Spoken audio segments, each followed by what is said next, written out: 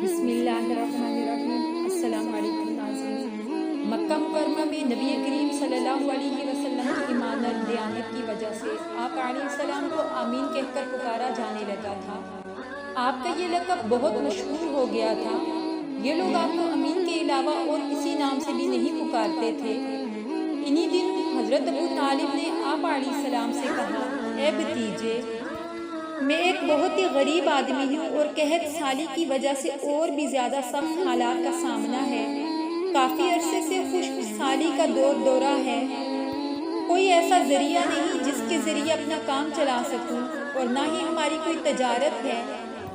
ایک تجارتی قافلہ شام جانے والا ہے، اس میں قریش کے لوگ شامل ہیں۔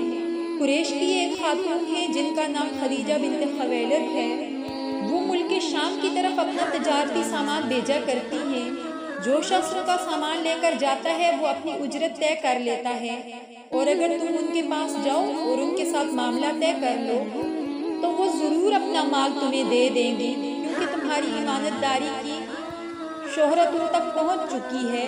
اگرچہ میں اس بات کو پسند نہیں کرتا کہ تم شام کے سفر پر جاؤ، کیونکہ یہودی تمہارے دشمن ہیں، لیکن حالات کی وجہ سے مجبور ہوں، اس کے علاوہ کوئی چارہ کار نہیں۔ یہاں تک کہہ کر ابو طالب خاموش ہو گئے۔ تب نبی کریم صلی اللہ علیہ وسلم نے فرمایا، ممکن ہے وہ خاتون خود میرے پاس کسی کو بھیجے۔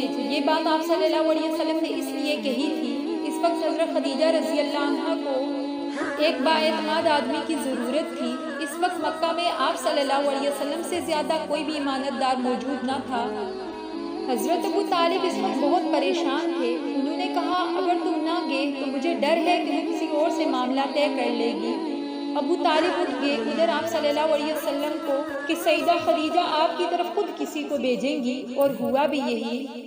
چنانچہ حضرت خدیجہ رضی اللہ عنہا نے اللہ کے رسول علیہ السلام کو اپنی طرف بلایا اور کہا، میں نے آپ کی امانت داری کے بارے میں سنا ہے، اس وجہ سے میں نے آپ کو بلایا ہے۔ جو معاوضہ آپ کی قوم کے دوسرے آدمیوں کو میں دیتی ہوں، آپ کو ان سے دگنا دوں گی۔ آپ نے ان کی بات منظور فرما لی۔ آپ اپنے چچا ابو طالب سے ملے اور انہیں یہ بات بتلائی۔ حضرت ابو طالب یہ سن کر بولے، تمہارے لیے یہ روزی اللہ نے پیدا کی ہے۔ اس طرح نبی کریم صلی اللہ علیہ وسلم حضرت خدیجہ رضی اللہ عنہا کا سامان لے کر ملک شام کی طرف چلے گئے۔ حضرت خدیجہ کے غلام میسرہ بھی آپ علیہ السلام کے ساتھ تھے۔ روانگی کے وقت حضرت خدیجہ رضی اللہ عنہا نے میسرہ سے کہا تھا، کسی بھی معاملے کے اندر ان کی نافرمانی نہ کرنا، جو بھی یہ کہیں وہی کرنا، ان کی رائے سے اختلاف نہ کرنا۔ آپ صلی اللہ علیہ وسلم کے سب چچاؤں نے قافلے والوں سے آپ علیہ السلام کی خبر گیری رکھنے کی درخواست کی۔ اس کی وجہ یہ بھی تھی، ذمہ داری کے لحاظ سے یہ نبی علیہ السلام کا تجارتی پہلا سفر تھا۔ گویا آپ اس کام میں بالکل نئے تھے۔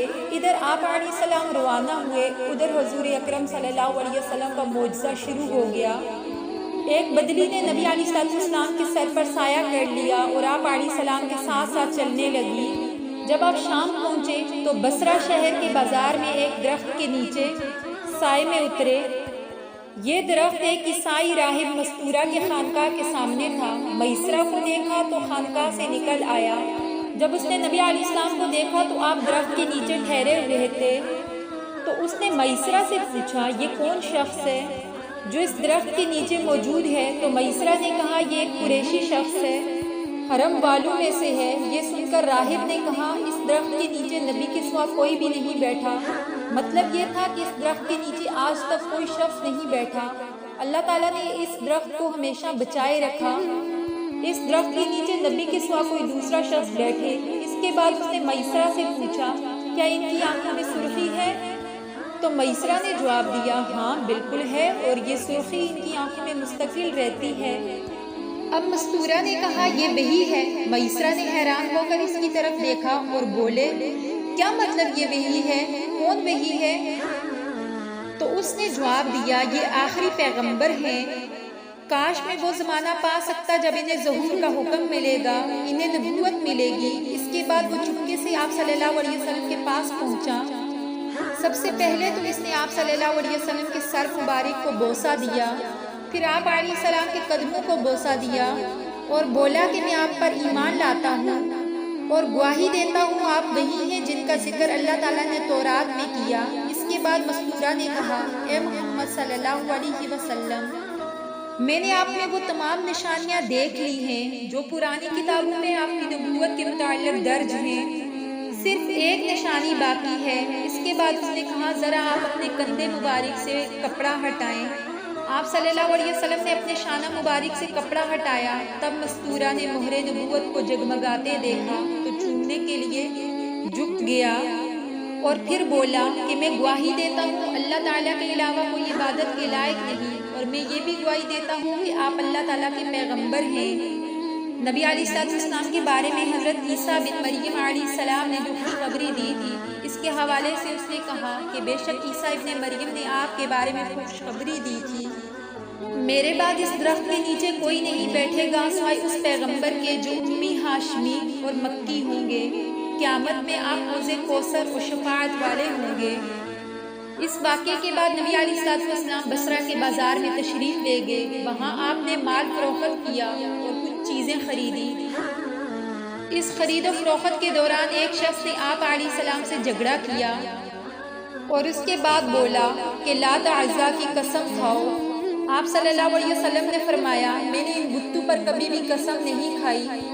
آپ صلی اللہ علیہ وسلم کا یہ جملہ سن کر وہ شخص چونک اٹھا، شاید وہ گزشتہ آسمانی کتاب کا کوئی عالم تھا، اس نے آپ علیہ السلام کو پہچان لیا تھا، چنانچہ بولا آپ ٹھیک کہتے ہیں۔ اس کے بعد اس نے میسرہ سے علیحدگی میں ملاقات کی اور کہنے لگا، یہ نبی ہیں، قسم ہے اس ذات کی جس کے قبضے میں میری جان ہے، ہماری اپنی کتابوں میں پایا جاتا ہے۔ میسرہ نے اس کی اس بات کو ذہن نشین کر لیا۔ یوں ملک شام کے کچھ لوگوں نے نبی کریم صلی اللہ علیہ وسلم کو نبوت سے پہلے ہی پہچان لیا اور آپ صلی اللہ علیہ وسلم کے معجزات دیکھ کر کچھ لوگ ایمان بھی لے آئے۔ ناظرین، یہ سارے واقعات میسرہ نے آ کر حضرت خدیجہ رضی اللہ عنہا کو بتلائے۔ وہ بہت متاثر ہوئی اور کچھ عرصے بعد انہوں نے نبی کریم صلی اللہ علیہ وسلم کی طرف پیغام نکاح بھیجا اور خدیجہ رضی اللہ عنہا اور نبی کریم صلی اللہ علیہ وسلم کا نکاح ہو گیا اور وہ زوجہ رسول بن گئی۔ ناظرین، جب نبی کریم صلی اللہ علیہ وسلم کی عمر 35 برس ہوئی تو مکہ میں سیلاب آ گیا۔ قریش نے سیلاب سے محفوظ رہنے کے لیے ایک بند بنا رکھا تھا، مگر یہ سیلاب اتنا شدید تھا کہ وہ بند توڑ کر کعبہ میں داخل ہو گیا اور کعبہ کی دیواروں میں شگاف پڑ گئے۔ اس سے پہلے یہ دیواریں آگ لگنے کی وجہ سے بھی کمزور ہو چکی تھی۔ یہ واقعہ یوں ہوا تھا کہ ایک عورت کعبہ کو دھونی دے رہی تھی، ایک چنگاری اڑی اور کعبہ کو آگ لگ گئی، جس کی وجہ سے دیواریں کمزور ہو گئی۔ پھر سیلاب آنے کی وجہ سے وہ دیواریں بالکل ہی بوسیدہ ہو گئی۔ حضرت ابراہیم علیہ السلام نے جو دیواریں بنائی تھی وہ 9 گز کی تھی اور اوپر چھت نہیں تھی۔ لوگ کعبہ کے لیے جو خزانے لایا کرتے تھے نیاز کے طور پر، وہ کپڑے اور خوشبوئیں ہوا کرتی تھی۔ لوگ اس کو کعبہ کے کنویں میں ڈال دیا کرتے تھے جو کعبہ کے اندر دائیں طرف کو تھا۔ ایک چور نے کعبہ کا خزانہ چورانا چاہا، وہ وہیں کنویں میں گر کر مر گیا۔ اس کے بعد اللہ رب العزت نے وہاں پر ایک سانپ کو مقرر کر دیا، وہ کنویں کی منڈیر پر بیٹھا رہتا اور کسی کو بھی اندر نہ جانے دیتا۔ قریش بھی اس سانپ سے بڑے خوفزدہ تھے۔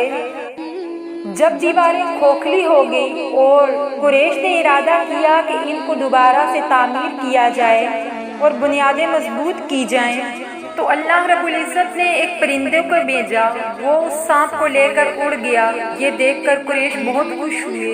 انہوں نے کعبہ کی تعمیر کا نئے سرے سے فیصلہ کیا۔ اب سب نے مل کر کعبہ کو تعمیر کرنے کا جو فیصلہ کیا وہ یہ تھا کہ کعبہ کی دیواریں بھی اونچی کر دی جائیں اور اس کا دروازہ بھی اونچا کر دیا جائے اور اس پر چھت بھی ڈالی جائے۔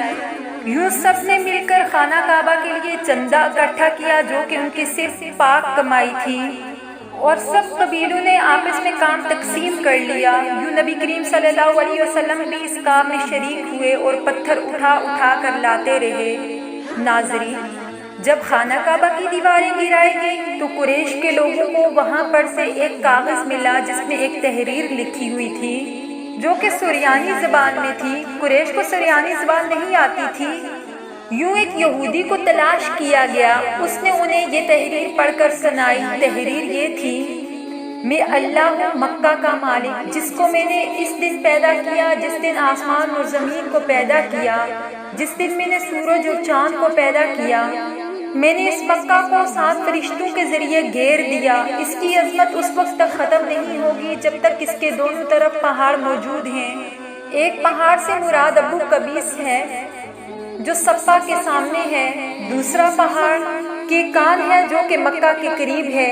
یہ شہر اپنے باشندوں کے لیے دودھ اور گوشت کے لحاظ سے بہت مشہور اور بڑا بابرکت ہے۔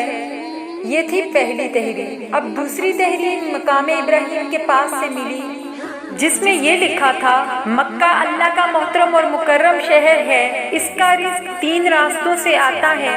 یہاں 3 راستوں سے مراد قریش کے 3 تجارتی راستے تھے، ان سے قافلے آتے جاتے تھے۔ تیسری تحریر اس کے کچھ فاصلے سے ملی، جس میں یہ لکھا ہوا تھا: جو بلائی بوئے گا اس پر لوگ رش کریں گے اور اس جیسا بننے کی کوشش کریں گے، جو شخص رسوائی بوئے گا وہ رسوائی اور ندامت پائے گا۔ تم برائی کر کے بلائی کی آس لگاتے ہو، یہ ایسا ہی ہے جیسا کہ تم کانٹے کے درخت پر انگور کی تلاش کرو۔ یہ تحریر کعبہ کے اندر پتھر پر لکھی گئی تھی۔ اس کے بعد کعبہ کی تعمیر مکمل ہوئی تو حجرہ اسود پر جھگڑا ہوا کہ اس کو کون رکھے گا۔ ہر قبیلہ یہ چاہتا تھا کہ یہ شرف اس کو ملے، مگر نبی کریم صلی اللہ علیہ وسلم کی کمال ہوشیاری نے یہ معاملہ احسن طریقے سے حل کر دیا۔ ناظرین، اگر آپ یہ جاننا چاہتے ہیں کہ ہمارے پیارے آقا صلی اللہ علیہ وسلم نے حجرہ اسود والا معاملہ کیسے حل کیا، تو اس پر ہم نے ایک ویڈیو بنا رکھی ہے جس کا لنک میں یہاں دے دیتی ہوں، آپ اس کو دیکھیے گا۔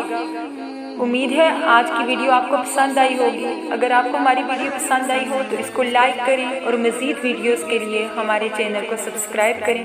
ملتے ہیں نیکسٹ ویڈیو میں، تب تک کے لیے اللہ حافظ۔